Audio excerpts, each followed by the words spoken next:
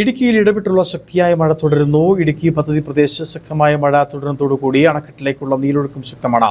ഇടുക്കി അണക്കെട്ടിൽ ഇന്നത്തെ ജലനിരപ്പ് 2353.98 അടിയാണ്. പദ്ധതി പ്രദേശത്ത് നിലവിൽ ജാഗ്രത മുന്നറിയിപ്പുകൾ ഒന്നും നൽകിയിട്ടില്ലെങ്കിലും പെരിയാറ്റിൽ മത്സ്യബന്ധനം നടത്തുന്നവർ ജാഗ്രത പാലിക്കണമെന്ന് നിർദ്ദേശമുണ്ട്. വണ്ടിപ്പെരിയാർ, ഉപ്പുതറ, ഏലപ്പാറ, അയ്യപ്പൻകോവിൽ ഉൾപ്പെടെ ജില്ലയുടെ കിഴക്കൻ മേഖലയിൽ മഴ ശക്തമായതോടെയാണ് പെരിയാറിൽ നീരൊഴുക്കും വർദ്ധിച്ചത്. ഇതോടുകൂടി ഇടുക്കി അണക്കെട്ടിലെ ജലനിരപ്പ് 2353.98 അടിയായി. മുൻ വർഷത്തേക്കാൾ 26.15 അടിയുടെ വർധനമാണ് ഉള്ളത്. ആകെ സംഭരണശേഷിയുടെ 48.98% ജലം ഇപ്പോൾ ഇടുക്കി അണക്കെട്ടിലുണ്ട്.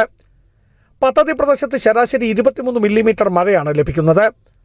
ഡാമിലേക്ക് പ്രതിദിനം 17.583 ദശലക്ഷം ഘനമീറ്റർ ജലമാണ് ഒഴുകിയെത്തുന്നത്.